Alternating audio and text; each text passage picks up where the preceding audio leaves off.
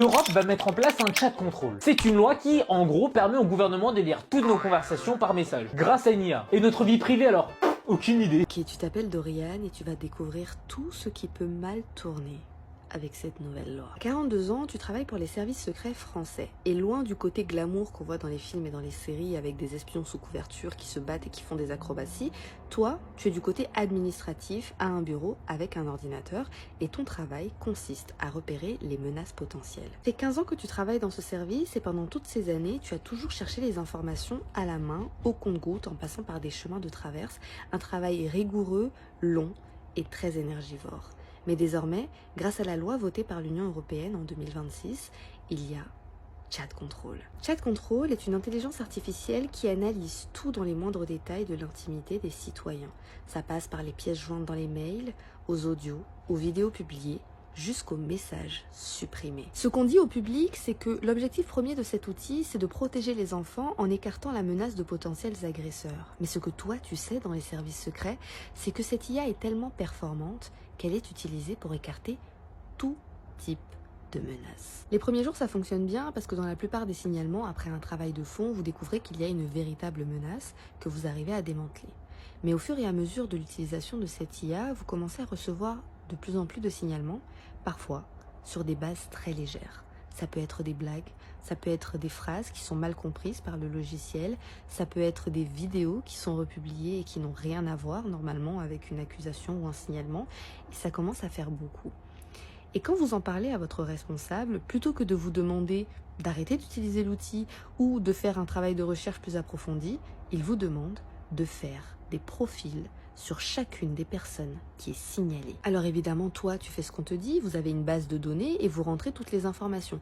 Telle personne a été signalée, voilà toutes les informations de sa vie privée et elle a été signalée pour cette raison. Tu n'as pas l'impression de mal agir, surtout parce que tu fais très attention à noter avec précision l'objet des signalements et pourquoi il ne s'agit pas de menaces potentielles quand il ne s'agit pas de menaces potentielles. C'était une phrase mal écrite, c'était une blague du second degré, c'est une expression d'opinion dans le cadre de la liberté d'expression, etc., etc. Sauf qu'en scrollant sur les réseaux sociaux, tu commences à tomber sur des vidéos qui te font un peu froncer les sourcils. Certaines personnes disent que leurs démarches administratives prennent beaucoup plus de temps que prévu. D'autres expliquent qu'on leur a retiré des points sur le permis sans raison apparente. Certains expliquent qu'ils ont reçu des mails de la police leur interdisant de s'approcher à plus d'un certain nombre de mètres des écoles primaires, collèges et lycées. Certains ne peuvent plus prendre l'avion pour voyager, d'autres sont licenciés sans aucune raison et ça inclut les gens qui travaillent en société que les infirmières et les aides-soignantes. Il y a des personnes dont les comptes en banque sont bloqués sans savoir pourquoi, d'autres qui sont littéralement interdits bancaires. Certains voient leur carte de séjour refusée, quand d'autres n'ont plus possibilité de voter. C'est beaucoup trop gros et il y a beaucoup trop de gens pour que ce ne soit que des coïncidences, mais surtout, toi, tu reconnais certaines personnes sur lesquelles tu as fait des fiches.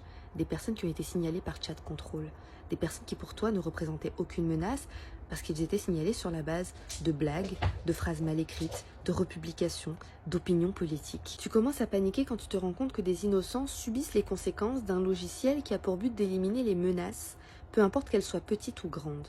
Un signalement est un risque et une personne signalée est un danger potentiel pour la société. Tu paniques encore plus quand tu réalises que ce logiciel est aussi utilisé à des fins politiques. Son utilisation est subjective, les menaces ne sont pas les mêmes et les suspects ne sont pas traités pareil selon qui est au pouvoir. T'as plus du tout envie de participer à ça, t'as plus du tout envie d'être indirectement responsable de ce qui arrive aux innocents. Alors tu décides d'aller voir ton chef de service, tu lui expliques que tu veux partir, tu démissionnes. Mais tu en sais trop.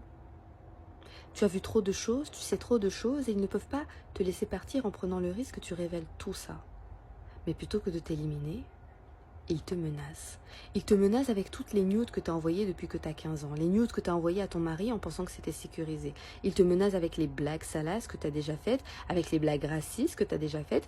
Il te menace également avec les critiques que tu as faites du gouvernement. Ce sont toutes des choses qui paraissent anodines en apparence, mais qui pourraient littéralement te coûter ta liberté s'il le voulait.